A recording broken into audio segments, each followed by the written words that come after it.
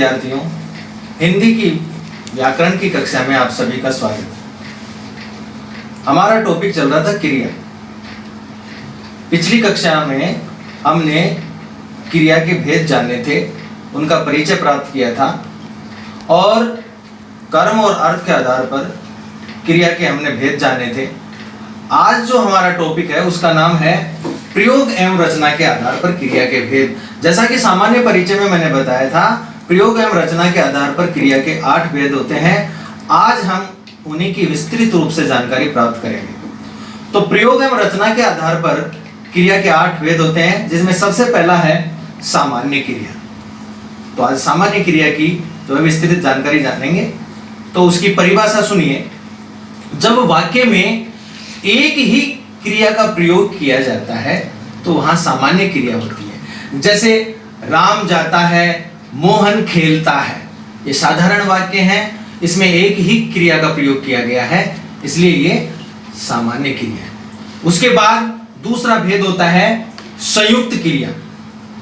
तो बच्चों इसकी क्या परिभाषा होगी कि क्रिया का निर्माण 2 या 2 से अधिक धातुओं के संयोग से होता है, वहां पर संयुक्त क्रिया होती है।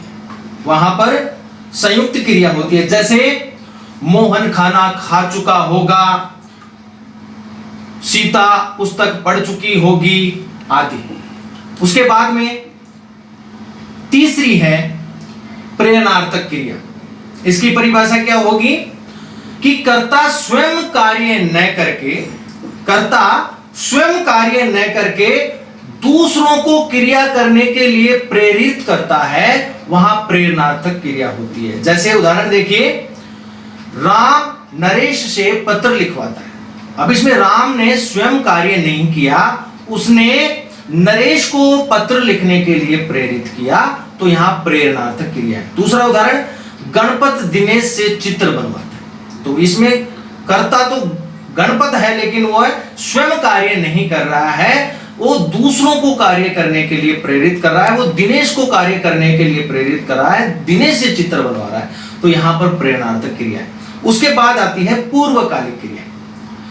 बच्चों जब वाक्य में 2 क्रिया होती है, ध्यान देना, जब वाक्य में 2 क्रिया होती हैं, उसमें क्या होता है कि कर्ता पूर्व काल का कार्य करके दूसरा कार्य करता है, और जो पहले कार्य संपन्न कर चुका होता है वह क्रिया पूर्वकालिक क्रिया होती है, और जो बाद में संपन्न होगी वह समापिका क्रिया होगी। यानी पूर्वकालिक क्रिया की पहचान के लिए वाक्य में 2 क्रिया का होना आवश्यक है, जिसमें कर्ता के द्वारा पहले जो क्रिया संपन्न कर दी जाती है वह पूर्वकालिक होती है, और जो बाद में संपन्न होती है वो समापिका होती है।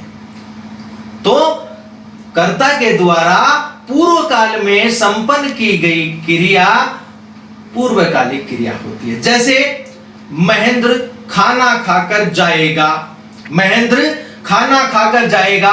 अब वो खाना तो खाएगा, तो खाना खाकर, जो खाना खाकर जाएगा, तो जाएगा दूसरी क्रिया है, खाना खाकर पहली क्रिया, तो पूर्वकालिक क्रिया कौन सी हुई? खाना खाकर। जैसे सुमन दूध पीकर जाएगी, अब वो पहले दूध पिएगी, पहले कौन सी क्रिया समाप्त करेगी? दूध पिएगी, तो वह पूर्वकालिक क्रिया होगी, और जाएगी वह समापिका। वाक्य ही समाप्त हो जाता है तो समापिक क्रिया होती है। में चलते हैं, 5वें नंबर की क्रिया है नाम धातु क्रिया। तो बच्चों संज्ञा, सर्वनाम, विशेषण, इन शब्दों को नाम कहा जाता है। संज्ञा, सर्वनाम और विशेषण, इन शब्दों को नाम कहा जाता है। जब इन नामों का प्रयोग धातु के रूप में किया जाता है तो वो नाम धातु हो जाते हैं, और जब इन नाम धातुओं का प्रयोग क्रिया के रूप में किया जाता है तो वो नाम धातु क्रिया हो जाती है। तो विशेषकर इन क्रियाओं का जो निर्माण है वो संज्ञा या विशेषण शब्दों के प्रत्यय लगाने पर होता है। संज्ञा या विशेषण शब्दों के प्रत्यय लगाने से होता है। जैसे चमकाना, अपनाना, गुदगुदाना, लजाना, हथियाना, जुटलाना, आदि अनेक शब्द होते हैं जो नाम धातुओं से बनते हैं, नाम धातु क्रिया हो जाते हैं। तो प्रत्यय लगाने पर इन क्रियाओं का निर्माण कर दिया जाता है। उसके बाद नंबर 6 पर आती है सजातीय क्रिया। तो बच्चों जहां पर कर्म अथवा क्रिया एक ही धातु से निर्मित होते हैं और वाक्य में एक साथ प्रयुक्त होते हैं, वहां सजातीय क्रिया होती है। जैसे महेश ने दौड़ दौड़ी। अब यहां पर दौड़ दौड़ी, तो दौड़ शब्द जो है वो धातु है, तो इससे कर्म भी बना है और क्रिया भी बनी है, तो और एक साथ प्रयोग भी हुए हैं, तो यहां पर सजातीय क्रिया होगी।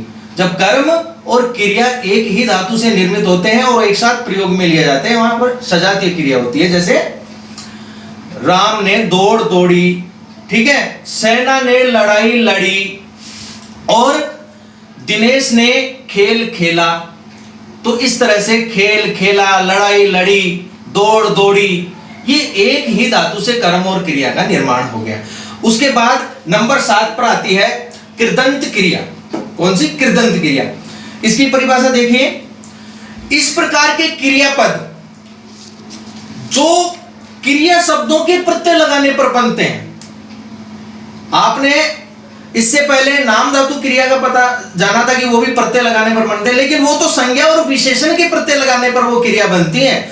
लेकिन यहां कृदंत क्रिया क्रियापदों के ही प्रत्यय लगाने पर बन जाती है। जैसे चल से, जैसे चल एक धातु है, क्रियापद है, इसके प्रत्यय लगा दिया चलना, चलता, चलकर। जैसे लिख से लिखना, लिखता, लिखकर आदि। अंतिम जो भाग है इसका, उसका नाम है सहायक क्रिया। तो इसकी क्या परिभाषा होती है कि वाक्य में मूल क्रिया की सहायता करने वाले पदों को, वाक्य में मूल क्रिया की सहायता करने वाले पदों को ही सहायक क्रिया कहते हैं। जैसे सुरेंद्र पढ़ता है।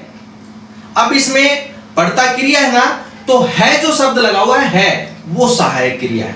जैसे दूसरा उदाहरण, महेंद्र ने अपनी पुस्तक बस्ते में रख दी है। तो जो दी है शब्द है वो सहायक क्रिया है, ठीक है। रखना क्रिया हो गई, तो यहां पर ये मूल क्रिया होगी रखना, और इसकी सहायता के लिए दी है ये शब्द आ गया, तो ये सहायक क्रिया हो गई। तो इसके बाद बच्चों क्रिया का जो अंतिम आधार है जिसके अनुसार क्रिया का भेद किया जाता है वो है काल के आधार पर क्रिया के भेद। जैसा परिचय में मैंने बताया था कि काल के आधार पर क्रिया के 3 भेद होते हैं। कौन कौन से? भूतकालिक क्रिया, वर्तमानकालिक क्रिया और भविष्यकालिक क्रिया। तो सबसे पहले जानेंगे भूतकालिक क्रिया। तो इसकी क्या परिभाषा, क्या पहचान होती है कि क्रिया का वह रूप जिसके द्वारा बीते समय में कार्य संपन्न होने का बोध होता है। क्रिया का वह रूप जिसके द्वारा बीते हुए समय में कार्य संपन्न होने का बोध होता है, वहां कौन सी क्रिया होती है? वहां पर भूतकालिक क्रिया होती है। जैसे मोहन गया, इससे पता चलता है कि यह क्रिया भूतकाल में हो चुकी है, जाने का कार्य भूतकाल में हो चुका है, तो यह भूतकालिक क्रिया होगी। उसके बाद में आता है वर्तमानकालिक क्रिया। तो इसकी क्या पहचान होती है? क्रिया का वह रूप जिसके द्वारा वर्तमान समय में कार्य संपन्न होने का बोध होता है, कि अभी जो करंट में जो समय चल रहा है, वर्तमान में जो समय चल रहा है, अभी अभी कार्य खत्म हुआ है। जैसे सीता गाना गा रही है, तो ऐसा लगता है अभी सामने वर्तमान में ही सीता गाना गा रही है, राधा खाना बना रही है, आदि अनेक उदाहरण हैं जिनसे हमें क्रिया का वर्तमान समय में संपन्न होने का पता चलता है। वहां पर वर्तमानकालिक क्रिया होती है। तीसरा अंतिम भाग इसका है भविष्यकालिक क्रिया। क्रिया का वह रूप जिसके द्वारा आने वाले समय में कार्य संपन्न होने का बोध होता है, वहां पर भविष्यकालिक क्रिया होती है। जैसे हेमंत कल जयपुर जाएगा, ऐसा लगता है भविष्य में कार्य संपन्न होगा, भविष्य में क्रिया संपन्न होगी। सुरेश सोमवार को आएगा, तो इससे क्या पता चलता है, क्या पहचान होती है कि क्रिया का वह रूप जिसके द्वारा आने वाले समय में कार्य संपन्न होने का बोध होता है, वहां पर भविष्यकालिक क्रिया होती है।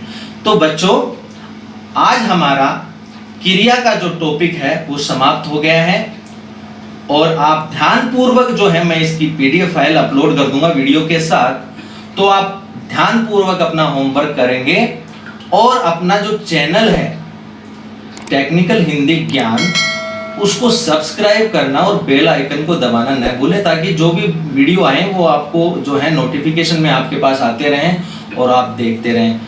ठीक है, तो आज की कक्षा में इतना ही। धन्यवाद।